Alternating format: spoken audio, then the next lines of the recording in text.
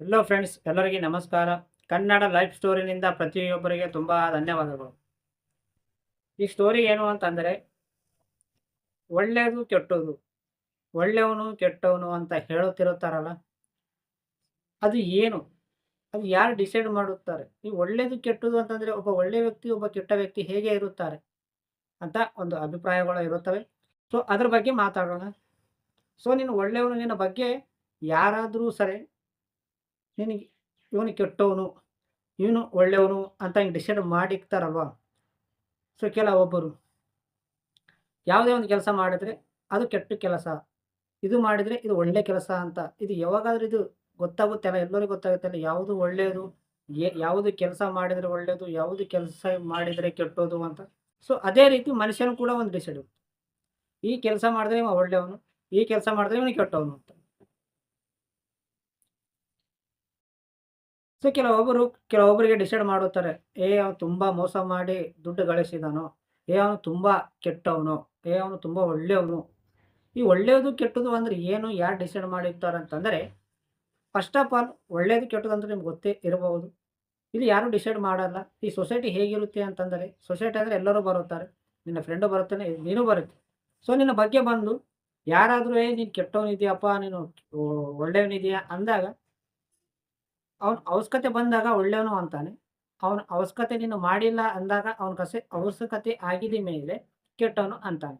ನಿನಗೊಂದು ಅರ್ಥವಾದಂಗೆ ಹೇಳ್ಬೇಕಂದ್ರೆ ಒಂದು ಎಕ್ಸಾಂಪಲ್ ಹೇಳ್ತೀನಿ. ನೀನು ಫ್ರೆಂಡ್ ಅನ್ಕೋರಿ, ಇಲ್ಲ ಯಾರಾದರೂ ಅನ್ಕೋರಿ. ನಿನ್ನ ಹತ್ರ ಬಂದು ಒಂದು ಸಹಾಯ ಕೇಳುತ್ತಾರೆ.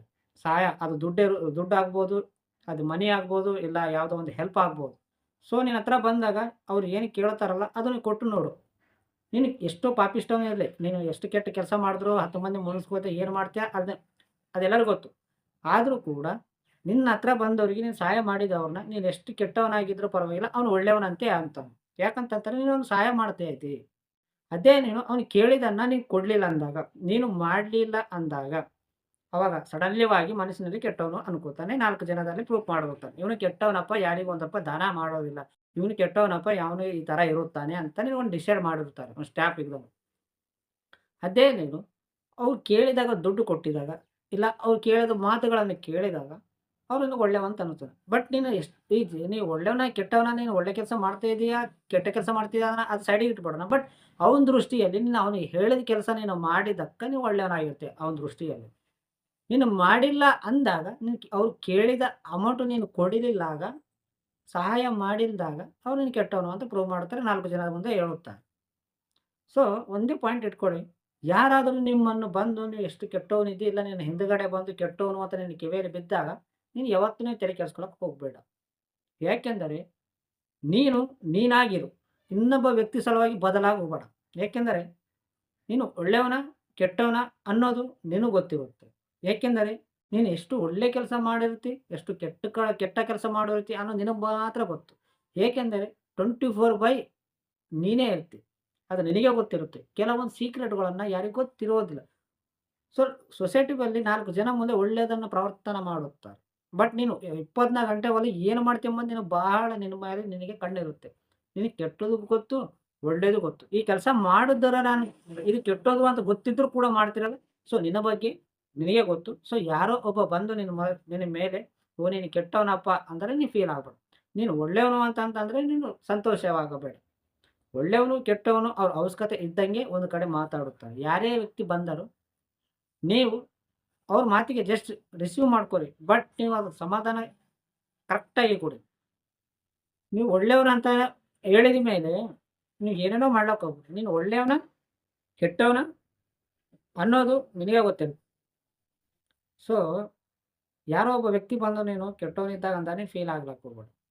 ನಿನ್ಗೆ ಮನಸ್ಸಿನಲ್ಲೇ ಬರ್ಬೇಕು. ಯಾರಿಗಾದ್ರೂ ಒಬ್ರಿಗೆ ಸಹಾಯ ಮಾಡಬೇಕು ಅಂದಾಗ, ನೀನು ಮಾಡ್ಬೇಕಂದ್ರೆ ಮಾಡು, ಬಿಡ್ಬೇಕಂದ್ರೆ ಬಿಡು.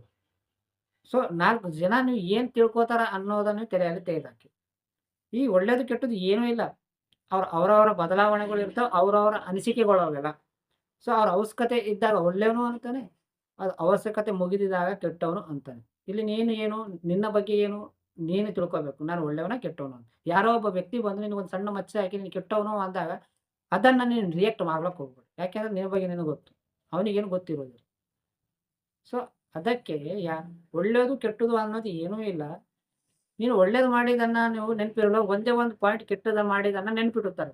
ನೀನು ಎಷ್ಟೋ ಒಳ್ಳೇದು ಮಾಡಿರ್ತಿ. ಅದು ಯಾರು ನೆನಪಿಟ್ಕೊಂಬಂದಿಲ್ಲ. ಬಟ್ ಯಾವುದೋ ಒಂದು ಕೆಟ್ಟ ಮಾತುಗಳೇ ಆಗಲಿ, ಕೆಟ್ಟ ಯಾವುದೋ ಒಂದು ಸಮಾಚಾರ ಆಗಲಿ, ಇಲ್ಲ ಕೆಟ್ಟ ಒಂದು ಯಾವುದೋ ಒಂದು ಅನ್ಕೊಂಬಲ್ದೇನೆ ಮಾಡಿರುತ್ತೆ. ಅದನ್ನ ನೀವು ಇಷ್ಟು ದಿನ ಹೆಲ್ಪ್ ಮಾಡಿದ್ದೆಲ್ಲ ಒಳ್ಳೆತನ ಎಲ್ಲ ಹೋಗ್ಬಿಡುತ್ತೆ. ಸೊ, ನೀ ಯಾರ ಹತ್ರನ ಬಂದು ನೀನು ಒಳ್ಳೆಯವನ ಕೆಟ್ಟವನ ಪ್ರೂವ್ ಮಾಡ್ಕೊಳಕ್ ಹೋಗ್ಬೇಡ.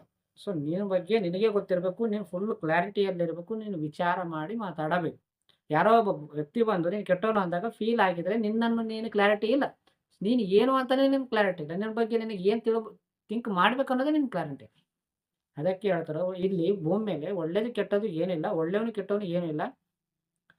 ಸೊ, ನೀನು ಮಾಡೋ ಕೆಲಸ ನೀವು ನಿಯತ್ತಾಗಿ ಕರೆಕ್ಟಾಗಿದ್ದರೆ ಯಾವ ವ್ಯಕ್ತಿ ಬಂದರೂ ನೀನು ಕೆಟ್ಟವನು ಅಂದ್ರೂ ನೀನು ನಂಬಲಿಕ್ಕೆ ಹೋಗ್ಬೇಡ. ಅರ್ಥ ಆಯ್ತಾ ಫ್ರೆಂಡ್ಸ್? ಸೊ, ಒಳ್ಳೆಯವನು ಕೆಟ್ಟವನು ತೆಗೆದುಹಾಕಿ ನೀವು ಏನು ಅಂತ ನಿಮ್ಗೆ ಗೊತ್ತಿದ್ದರೆ ಸಾಕು. ಅರ್ಥ ಆಯ್ತಾ ಫ್ರೆಂಡ್ಸ್?